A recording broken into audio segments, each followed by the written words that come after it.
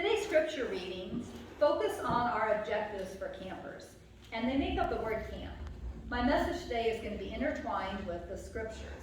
So if you refer to your bulletin, you can see some of those things as well. We're going to start out with what's on the very bottom of the first page. What is camp? Camp is faith, fun, and community. But in a broader text, camp is a special experience where we gather and learn how to live in community, growing as faithful disciples and responsible stewards, following Jesus' call to extravagantly love all God's children and creation. So how do we do that? We do that by focusing on these camp objectives that are based and focused on the following texts.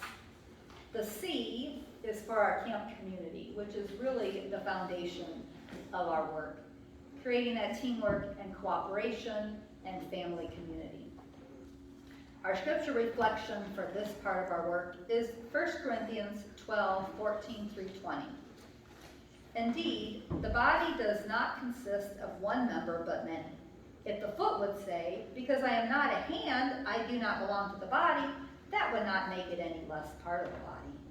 If an ear would say, because I'm not an eye, I do not belong to the body, that would not make it any less part of the body. If the whole body were an eye, where would the hearing be? If the whole body were hearing, where would the sense of smell be? But as it is, God arranged the members in the body, each one of them as he chose. If we're all a single member, where would the body be? As it is, there are many members, yet one body. And so it is at camp when we create that special camp community. Each person has a different part. We're set apart from everyday world where we can focus on those relationships with each other and Christ. It's a community of teamwork and cooperation where we hope that campers find the ability and establish new relationships, maintain positive relationships and friendships, as I talked to the kids about. Actually, 94% of campers reported that they made new friends or connected with old friends at camp. It's also about that learning how to live in community, how we all become the one body, doing our own part to help the whole, to work productively and collaboratively with others, that teamwork. And 96% of our campers said that they reported that they helped their group for that to happen. One camper stated, I love the camp community here so much, and I'm glad to be a part of it. Our second letter of camp, A, is for acceptance, which encompasses love, empathy, inclusiveness, kindness, and caring. Our scripture reading for this, our reference, is Ephesians 4:2. Be always humble, gentle, and patient. Show your love by being tolerant with one another. In that special camp community, we really focus on that love and caring and acceptance. We hope that campers have the ability to see the needs of others and respond to it, following Jesus' call. And 96% of our campers stated that they did help a fellow camper or counselor when they were in need. We also hope campers learned the ability to see into, to understand other people's emotions and where they're coming from, to appreciate differences and value diversity. One camper stated, I was accepted and acknowledged, and I felt more at home than I have in a long, long time. The M is for mindfulness, which has to do with responsibility and stewardship and self-control. As I talked with the kids this morning, responsibility is part of camp. Our scripture focus for this part is Galatians 5:22-23. The fruit of the Spirit is love, joy, peace, patience, kindness, generosity, faithfulness, gentleness, and self-control. We're trying to embody all of those things in our relationships and building the special camp community.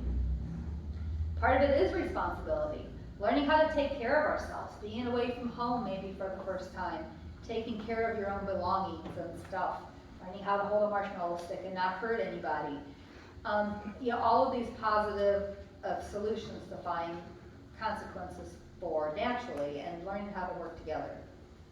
It's also about being in our natural surrounding and being aware of creation and how we can be responsible stewards for creation. And it's also about self-control. Camp is a special place where all of us, children and adults, have the space to pause and feel the energy of God. Gives us a deeper quiet to rest and listen. Use whatever we hear to recognize and attend to our thoughts, emotions, and behaviors in order to be more lovingly faithful to the will and the way of Jesus Christ. I had one camper who stated, "It was my first time, and I felt so welcomed by everyone. I had a great time." And it's important, or I think it's interesting to note, that this camper was 17. We have campers that come to camp when they're 4 or 5 for the first time, and even when they're 17. And they've all been, because of the special camp community we create, where we are accepted and loved as a foundation, she did feel loved and welcome. Our final part of the prayer acronym here is the P, camp acronym, is prayer. And that really responds to our foundation, our spiritual foundation, as well as our faith formation growth, and of course worship. Our scripture focus for this portion is simply Philippians 4:6. That says, "Don't worry about anything. Instead, pray about everything. Tell God what you need and thank Him for what He has done." Expanding on that, at camp, we use the Heartland Conference faith formation model called Live It, Learn It, Share It, where the IT stands for the sacred text to help all of us grow in our faith. The Learn It is campers learn about the sacred texts and the stories at camp. 91% of our campers this summer said that they did.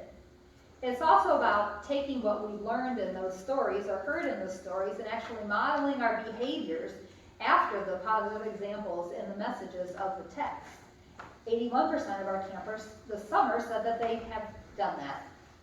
But it doesn't end there. It's also about sharing it. We learn how to reflect on what we've learned and lived and noticed and share those reflections and discoveries with others in that community. And 87% of our campers this summer said that they did do that. In addition to learning, living, and sharing it, growing in our faith is also about understanding that we're loved by God. 95% of our campers did say that they experienced the energy of being close to God,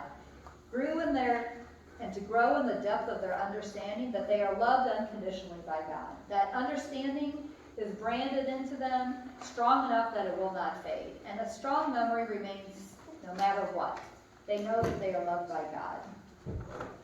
There's research that shows us that when youth and children come to camp and experience this strong bond loved by God, that they are more likely than their peers to return to church when they're a young adult. And so that's another sustaining memory that doesn't fade. One camper this summer said, "Camp is my place in God's work and what I can do to spread His love even when camp is over and I go home." Hopefully that gives you a little bit of a glimpse of the special community that we build at camp. And if you have been there, hopefully that sounds a little bit familiar. And as I said, come down after worship and we'll have some pictures and videos that show it a little bit better. I asked the kids how many of them had been to camp. How many of the rest of you adults? I know at least one who's been to camp. Any of the rest of you been to Temple Hills or Pilgrim Hills? No? Be sure to come down and look at some of the pictures. So you heard me refer to Temple Hills and Pilgrim Hills. Just a bit of history. The conference used to own 2 camps, Pilgrim Hills and Temple Hills. And there came a time where the conference decided we cannot support both camps. And so the decision was made that we sold Pilgrim Hills to put all of our resource and efforts into Temple Hills so we can sustain that and make sure that this wonderful camp experience continues to happen and pour all of our resources into the one property. So the Temple Hills is just outside of Belleville, Ohio, a little over 2 hours from here. Again, in our handout, it tells you a little bit more about what's going on there and what's new there. We are now managing the property. Andy Lacefield is our site manager. And you can see we've done some physical property updates. We have installed a new exhaust hood in the kitchen. We are doing some remodeling of Lower Skipper to make it more meet the needs of youth groups. We've installed a gate for greater security. And one of the most exciting things we're doing that's been talked about for a long time, and we are really making progress now, is Skipper is our dining hall. And when you go to the dining hall, if you need to use the restroom, you have to go downstairs in that building. That's the only place where there's a restroom, which, as you can imagine, is challenging for some people and sometimes for everyone. And so the plan is to put accessible restrooms on the upper level, on the same level as the dining hall. They'll also be accessible to everyone at camp equally. So you can come in from the outside or from the inside. There'll be 2 accessible, gender-neutral restrooms on that level. And we are at the point where we have architects from the Cleveland area. We've been working with camp architects who have made the detailed plans and currently are going out talking to construction companies and getting ready to go out for bid. So we are making a lot of progress on that and are excited about moving forward with that. The statistics and quotes that I shared with you as we went through our scripture were quotes from Summer Camp 2021, and you can see a little bit more of the summary review and the quotes that I talked about on the statistics in your bulletin insert. Now, summer camp is primarily for children and youth. However, there are also opportunities for adults. We talked about the grandchildren and family program. We also sometimes have adult programs as well in the summer. So first of all, I'd invite you, if you have children in your life, encourage them to come to camp. Hopefully one of the sessions I mentioned sounds interesting. And we are looking at starting some new sessions this summer that are currently in the works. I also want to remind you that summer camp is for everyone. Campers don't have to belong to this church, any UCC church, or any church at all. So it's a great opportunity for your children or grandchildren to invite friends, neighbors, nephews, nieces, grandchildren, anyone you know. If you're coming to camp for the first time, a lot of campers find that coming with a buddy is very helpful. Coming with your grandparent, and then coming with a buddy when you're ready to come by yourself. So remember, it can be any friend. They don't have to come here to church. Also, we're always looking for adults to volunteer or also to come to the Grands and Family event. But like I said, camp is not just summer camp, and it's not just for kids. Camp is for everyone. I'd like to talk to you a little bit about our adult opportunities for the rest of you that are young at heart, but not between 7 and 18. There are lots of ways that you can support camp, regardless if there's children and youth in your life. First of all, I invite you all to come to camp and experience it yourself. Camp is the ideal place for everyone to regather in a sacred space, and especially at this time, to begin to heal from our long separation that we've endured during COVID. So I'm encouraging every congregation to consider having a congregational event out at camp. Come for a day, come for a single overnight or a weekend, bring a small group from church or a large group, and just have some time set apart to reconnect. We also have adult events. I'm sure you hear Pastor Robin talk about Lantern Fellowship all the time. She's involved in the steering committee of a wonderful women's group we have. Women of all ages from all across the whole conference gather at Temple Hills twice a year in the spring and in the fall to gather, reconnect with each other, and have some spiritual thinking and worship as well as just fun. So I'd encourage you to join her and consider coming to that for the women in the group. We're also working at putting together some other conference-wide opportunities. We had hoped to do some of that this last year, but of course everything was kind of put on pause with COVID, and now we're trying to realize how we can live in this new environment and are working to develop some new opportunities. So keep your ears open for those. Another opportunity for adults is work projects. There's always lots to be done at camp. It is a large property and lots of things that need to be done, and it is your camp. The camp belongs to the conference and all the churches in it, and so we greatly enjoy and appreciate all of the help and support we get from all of our congregations. We had many congregations and individuals come to camp this spring and help us do lots of work to recover after being closed for 18 months due to COVID.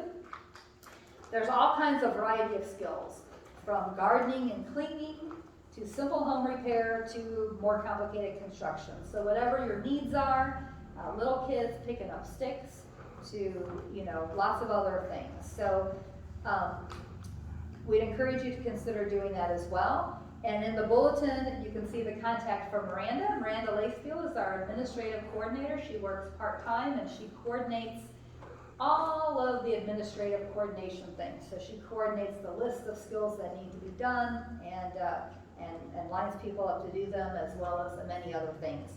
If you get the Heartland Conference newsletter, in the last one, it was a list of the current needs of things that need to be done. And if you don't, on the conference website, if you go to the news section, you can open up the most recent newsletter and you'll see the link to the list of all the projects that we're hoping to get done with volunteers this quarter. Of course, we always welcome your support in prayer. We can never have enough of that and certainly always need that. We, of course, always need support financially. Especially now, we have 2 campaigns going on. I want to make sure that we understand the differences. It's kind of confusing when you have 2 campaigns going on. One is the Hills Are Alive, which is our capital campaign you may have heard about. It started in 2018-19, and the plan was to finish it by the end of 2020, so we could do these restrooms I talked about at Skipper and a worship pavilion and lots of other fun things. But we all know what happened in 2020 when COVID shut us down. And we did put a pause in the capital campaign fundraising and efforts at that time to divert funds, ask people to support our operations, which is what our second campaign is, our Camp 2.0, which is our operational campaign. We are still accepting gifts for our capital campaign, Hills Are Alive. As I said, we are moving forward with that. Because we have had great support from congregations and individuals in our operational campaign, and we are seeing the light at the end of the tunnel in COVID and have plans to come back strong. So we are still accepting donations, and we plan to reinvigorate that in a phase 2 soon, which will include the worship pavilion and lots of other things. And in the meantime, we are still definitely needing support in our operations because, like most businesses, COVID hit us hard. We were closed for about 15 months with little activity, which meant there was relatively no income except for through the donations that we received. And although we opened this summer and fall, we have had groups in, we have had some income. We're certainly not at the capacity that we need to be to meet our income, to meet our expenses. We will not meet our expenses in 2021, and we expect that we may not in 2022 due to the uncertainties of COVID, although we hope we'll be a lot closer. We're doing everything we can to manage expenses, but some of those expenses are set. We have to pay the heat and insurance and those kind of things. We have been blessed by many congregations and individuals who have supported us during this pandemic time, before and after, but a special support to the Operation Campaign, which has been great. We definitely need to continue this, and we do invite you to join us. You can donate through online, through our website. There's a link to a couple of different options, or you can send a good old-fashioned check to the conference office. You'll see both of those contact information in the insert in your bulletin on how you can do that. With your help, we will continue to show the world Christ's love through these challenging times into 2022 and beyond. Speaking of connecting with us, the last thing I'd like to invite you to do is be sure to connect with us.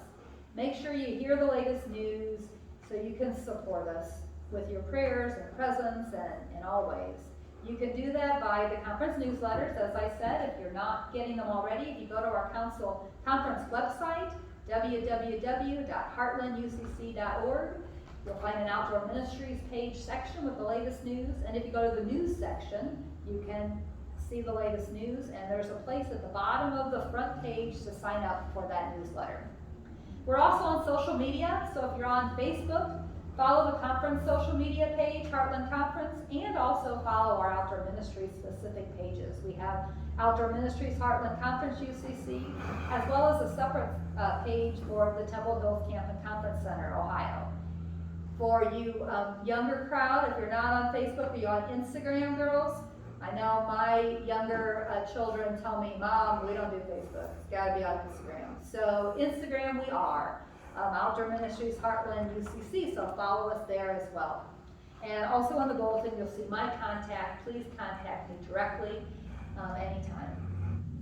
Speaking of contacting me, as I said, I will be at coffee time right after we're done here, and I'll turn on my laptop so we can see some pictures, and there's some music and some singing from the campers this summer, as well as pictures of the property so you can see what the buildings and grounds look like as well. And I look forward to connecting with each of you personally if I haven't talked to you yet. Thank you. And of course, it wouldn't be Camp Sunday without singing Kumbaya. So we will